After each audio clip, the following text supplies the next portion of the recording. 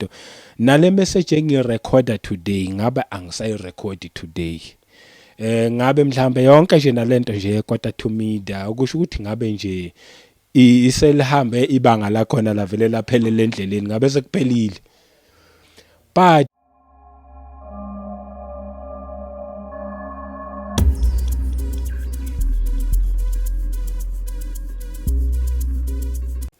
welcome once again kwiKota to Media. Igama lami ngumduduzo waShabangu.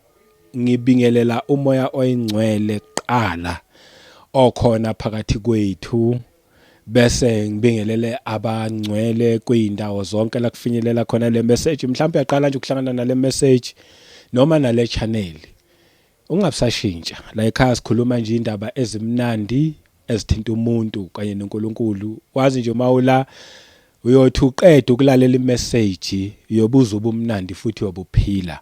So nje ungabusashintsha. Ngiphinde ngibonge ngokusubscribe nikhulise le channel. Ngiyanibonga kakhulu ngalokho enikwenzayo, ukuthi ngoba umuntu uma subscribe usuke ekhomba ukuthi ngiyawu appreciate lo msebenzi, nami ngifuna ukuba yiphathi yawo. Ngifuna nami ukubona ukhula kusizakala nabanye abantu. Kanjalo nabakhomentayo ngiyanothisa ukuthi bakhomenta ngenhloso yokuthi even khona nje abantu abathi mabebuka ivideo bagijimele kwi-comment section. Abakhomentayo ngiyanothisa ukuthi bakhomenta ngendlela le eyenza ukuthi omunye umuntu athi ngifuna ukubukela ukuthi yini le message abakhuluma ngayo. Ama-comments enomahle kakhulu, noma ngingaphenduli ngesikhathi but ngesikhathi nje mangisithola ngiyaye ngiphendule. Ngiyabonga ngokuthi nikubekezelele lokho. Ngiphinde ngibonge ngokulike namanje njengoba nisazolike. Ngiyabonga kakhulu. Ngeke ngihlale nginganibongi. Angikwazi ukuthi ngivele ngisuke ngingene nje kwi-message ngaphandle kokunibonga. Ukubonga kuhle. Njengoba ngibonga futhi nama-channel members nje, ukubonga kuhle ngendlela esimangaliso. Ngiyabonga kakhulu ngama-channel members. Ngiyanicela nje niqhubeke lokhu nisupporta enikwenzayo. Kuyasiza behind the scenes. Nina ngeke nazi konke ngoba ngeke ngichaze konke. Mhlawumbe ngelinye ilanga ngiyolithola ithuba lokuthi ngichaze konke, kodwa kuyasiza behind the scenes for umbuso kaNkulunkulu. So ningayeki, qhubekani nje nibe ama-channel members. Nawe wena ofuna ukujoin ube yi-channel member you can. Futhi uma ngaba ufuna uba yi-channel member ungenza lokho kwenziwa abanye, uthole nje umuntu avela aye kwi-account anikele. Noma ngabe imalini, even no 50 rand noma 20 rand noma imalini nje, lokho kuphuma enhlizweni yakho uma inkosi kuthinte ngakho kwamukelekile ngoba kuzosiza. So nje ngiyanibonga kakhulu nonke engathi inkosi nganibusisa ngalomsebenzi esiwenzayo. Inibusise kakhulu. Ngelinye ilanga ama-fruits ayovela mangaba wakabonakali okwamanje. Asingene endabeni yethu ke namhlanje. Siqhubeka kwindaba yokukhuluma ngomoya ongcwele, ngokubaluleka kamoya oyingcwele, ngokuthi umoya oyingcwele simdinga kangakanani kulesi sikhathi esiphila kusona. Uthi omunye uma ngabe ekhuluma uthi umoya oyingcwele uyafuna ukuthi simu-recognize, futhi nje kwakusho usister uKhalipha noMthamboneli esho ethi umoya oyingcwele uyafuna simu-recognize ngoba wathi uJesu mayehamba wasithume, wathi uyosicelela kuBaba sinikezwe umoya oyingcwele. Njengamanje sihleli nomoya oyingcwele and uyakudinga ukuthi simazi, simu-recognize, simhloniphe, simnikeze futhi imvume yokuthi asisebenze ngendlela afuna ukusebenza ngayo. Hey, even nalaba bebecabanga ukuthi umoya oyingcwele akabalekile emabandleni nasempilweni zabo, ngizoletha nobufakazi la engithemba ukuthi mhlawumbe buyokusiza, buyokwenza ubone ukubaluleka kamoya oyingcwele ukuthi bukhulu kangakanani. Ngoba uma umazi, umrecognize, unendlela a-communicate ngayo nomuntu. Sometimes unokuzithola ukhuluma izinto ungazi ukuthi wena uyikhulumiswe yini, or wenza izinto mhlawumbe futhi ukhuleka ungazi ukuthi why ngikhuleka ngalolu hlobo, kanti umoya oyingcwele usetake over. Ngani? Ngoba uyamnika ipermission yokuthi angenelele empilweni yakho. Ngani? Ngenhloso eyodwa. Lithi iBhayibheli, he is our helper. Every time uzele ukuzosisiza, hayi ukuzosihlambalaza, hayi ukuzolwa nathi, kodwa ukuzosisiza. That's why uma singamrecognize simdemonize, singamthandi, singamfuni edumala noma simphoxa. That's why edumala, ngoba inhloso yakhe enkulu ukuzosiza abantwana bakaNkuluNkulu. So kwenzakalile ke on a Monday nge-24 zika February, ngaba busy kakhulu nje, ngangalithola ithuba kahle lokufunda iBhayibheli, ngenza wona lo msebenzi uKota to Media lo. Kuthela ngithola khona ithuba lokufunda iBhayibheli, ngathi angifunde kuzo futhi Izenzo chapter 1 verse 8. Angenzeke njengoba ngafunda ke. Ithi ku verse 8 la kimi, but you shall receive power when the Holy Spirit has come upon you. Ngiyazi yaqhubeka le message ku verse 8, ayipheleli la. U verse 8 angimqedelelanga, but ngifunda nje u8a. So iqhuba inkosi mayivuma, okwamanje ake siphelele la ku8a. Lithi lelizwi niyakwamkelisa umoya wamandla, but you shall receive power. Nakwamkeliswa amandla uma ngabe umoya ongcwele esefikile phezulu kwenu. Ngase ngithi mina, yazi namhlanje, futhi angizange ngithi namhlanje, ngathi ngifuna ukubona lamandla, ngiyafuna ukwabona lamandla. Lelizwe elikhuluma ngawo lithi uma umoya ongcwele esefikile phezulu kwenu, you shall receive power. Ngase ngithi mina, ngiyazi umoya ongcwele ukhona empilweni yami, ngifuna ukubona lamandla. Ngithe uma ngabe ngisho kanjalo, kuphinde kufike kumina ukuthi hawu, amandla kaNkuluNkulu ngiyawazi futhi ngihlala ngiwabona.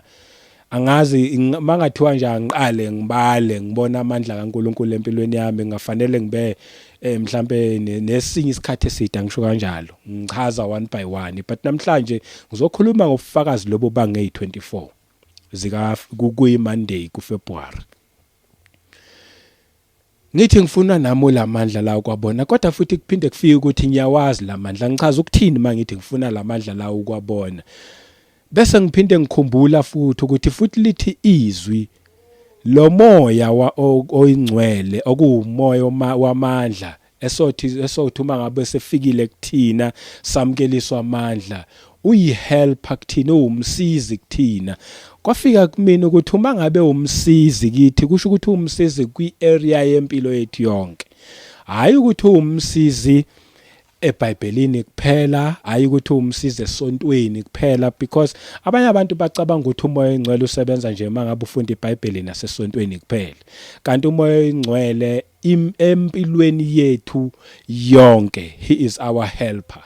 Kukuphila kwethu konke, uma nje kuphela umvumele, akapheleli emasontweni kuphela. Abanye bathi mabephuma emasontweni bamvalelise lapho bese beyoqhubeka nezinto zabe eziphuma endleleni, kanti hey, suke senza iphutha elikhulu mangabe senza kanjalo.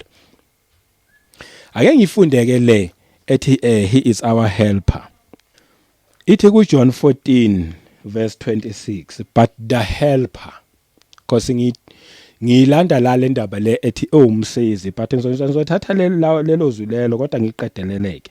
But the helper mayiqhubeka ithi the Holy Spirit, isho ukuthi umoya ongcwele, he is the helper whom the Father will send in my name. Lo ubaba ayokumthuma egameni lenkosi uJesu Kristu. He will teach you all things and bring to your remembrance all things that I have said to you. Umoya oyingcwele, and at the same time futhi he is our helper, futhi umoya wamandla. Ngathi mina mangifunda le ndaba, njengoba ngithi nje ngafunda nje leyo part encane, ngathi mangifunda ngathi futhi ngifuna ukumbona engisiza. Hayi kodwa kubuye kufike manje uthi kudala engisiza umoya oyingcwele, kungani today ngibe nalendlela? Fine, ngingene kwi-testimony, ngivale ngihambe ngiye eJabulani Mall khona la eSoweto, ikhathi beku around 6, I think between 6:30 no 7, angazi isikhathi kwakubana, angizange nami ngisakhona ukuthi ngicheck. Fine, ngifike ngigibela itaxi engibuyisela manje kuphi eJaldini.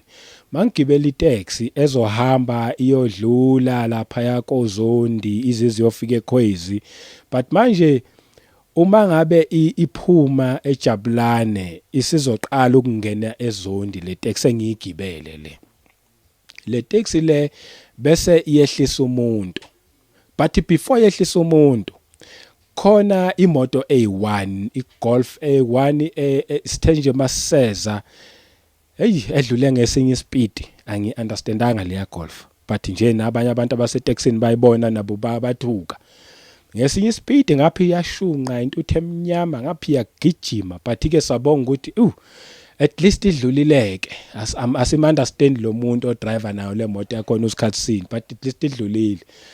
Hayi ke mayiqala nje ungena ezondi khona le off ramp amateksi ayezwa lapho mashwane khona kube nomuntu owehlayo lapho makuba nomuntu owehlayo lapho angazi futhi another Golf uqhamuke kuphi nini mina nengihleli nabo futhi nje besabafana ngemuva kuphela ebesikhona lapho so4 ngemuva bengise back seat. Uyacabanga ke le Golf iqhamuka ngemuva futhi biyongena nje iphelele nje kwi back seat biyoqala ngathi ngoba ibiyothi bashana abanye biqale ngathi and nami bengilapho kulo back seat leyo.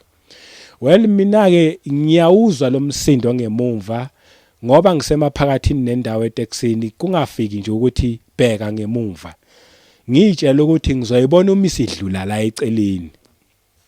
Hayi mina ngizwe nje ngomsindo nje wemoto egibela ama-pavement igibela nje ama-pavement le moto iyagquma uyayibona mangabe imoto izongena kwi-pavement ijumpe iye phezulu ithe mayijumpa yajumpela kwi-oncoming traffic le yeyimoto ezibuyela emuva njengoba thina siyalezona zibuyela emuva lakhi leyo akunamoto ngaleso sikhathi leso eziseze ezinye seyidlulile ithe mayijumpa kuno pavement futhi lapha phambili yayoshayisa lo pavement yajumpa iGolf leyo ngigcine mina yaphezulu yaphenduka ithe uma iphenduka izobuya ngophahla izoshaya phansi ngathi angisafuni nokubona lento engiyibukayo angifuni ukubona isiphetho sakhona ngoba manje bengafune ama nightmares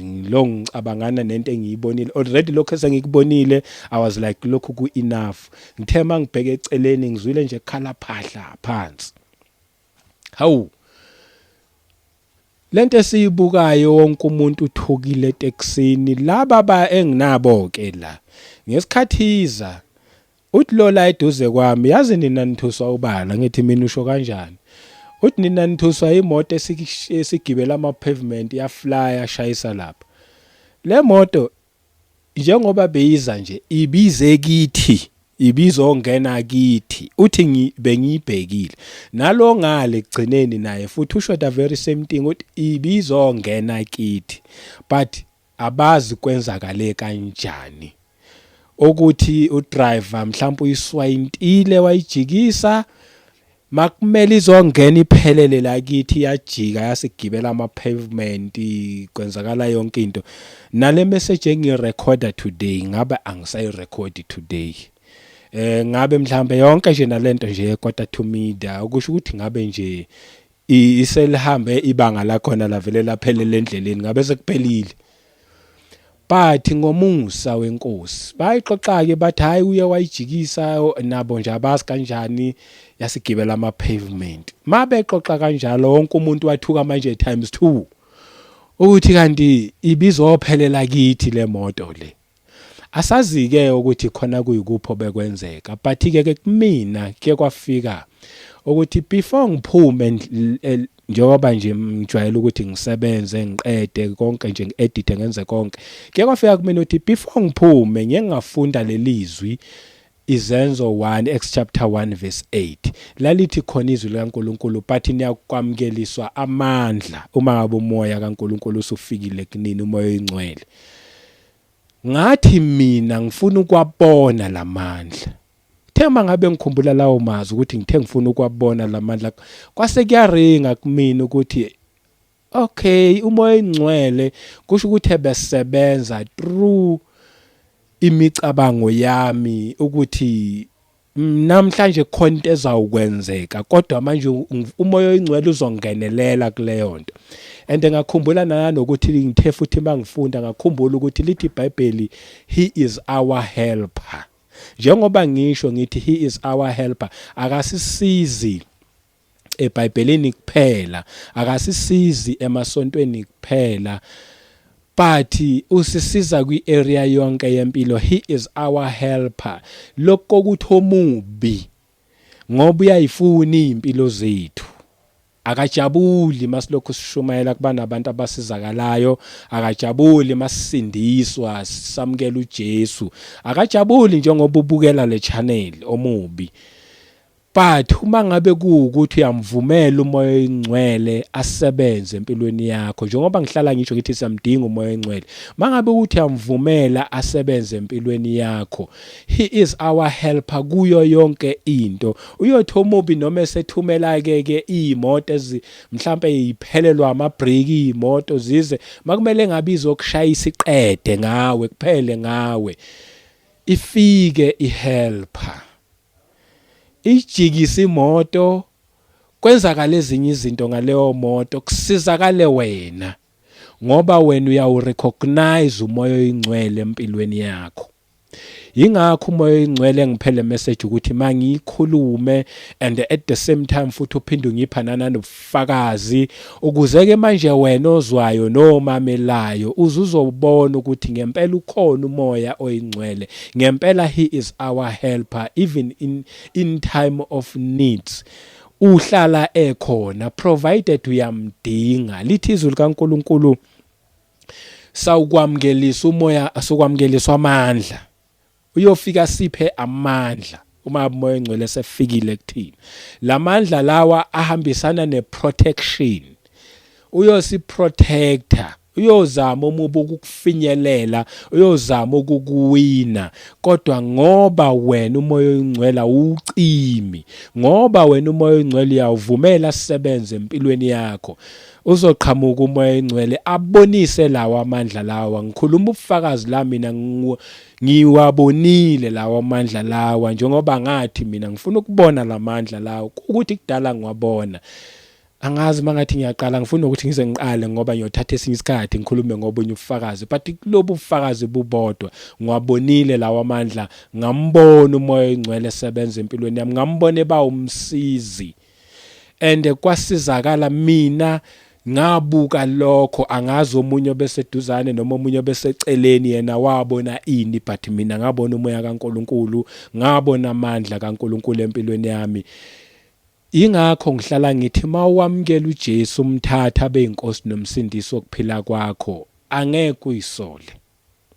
Yebo vele uzobuqala impi yokuthi usuxabana manje nomubi ngoba ukade lokhu uhamba naye omubi, as if uma uhamba naye uba umngani wakhe, kanti vele akakuthandi. Vele akekho umuntu othandwa uSathane, noma sebemsebenzela nalabo abamsebenzelayo, they are just uSathane is just using them. Akabathandi, he's pretending. Uyakwazi futhi ukupretenda enze ngazathi uyabakhathalela, uyabathanda, kwabona akabathandi. Uyedwa othanda abantu uNkulunkulu owathumela indodana yakhe ogama lakhe linguJesu Kristu, ezokhipha abantu kulobe abumnyama bukaSathane bokucabanga ukuthi abantu bayathandwa, kanti abathandwa lapha ebumnyameni. Fanele beze la ekukhanyeni, baphume ekufeni beze kuphileni, bathatha uJesu abe inkosi nomsindisi wokuphila kwabo. Uthi uJesu ke uma ngabe senikholiwe kumina, ngiyawucela uBaba anikeze umoya oyingcwele okuwumoya wamandla oyofika ahlale phezulu kwenu. Nami ngiyakhuleka njengoba ngikhuluma le message, ngiletha lobufakazi, ngizothi yamukela umoya oyingcwele. Mangaba ukakamamukeli, mangabe usuwamamkela, revive, phinda futhi ufunde ukumlalela, wenze lokho kufanele ukuthi makwenzeke empilweni yakho. Uzokudirector ama steps akho, uzokuprotector in time of needs, uzoqhamuka as a helper, uzokubonisa lawa amandla each and every time. Ngizothi mina ngeke uyisole mawungathatha uJesu, akahambi yedwa, uhamba nomoya oyingcwele okuwumoya wamandla, the spirit of power. Gama lami ngumduduzi ngwakwaShabangu. Sayiqhubeka le ndaba, angakayindawo njengoba ngikhuluma nje ngale subject yokuthi siyawudinga umoya oyingcwele, ngakayindawo, but nje kancane kancane ubaba uyolokhu esisisa soze siphelele la yena afuna ukuthi masiphelele khona. uNkulunkulu emuhle anibusise kuyindawo zonke kumakhaya wonke la kufinyelela khona le message. Asiphinde sihlangane ngomusa weNkosi kwivideo elandelayo. Amen.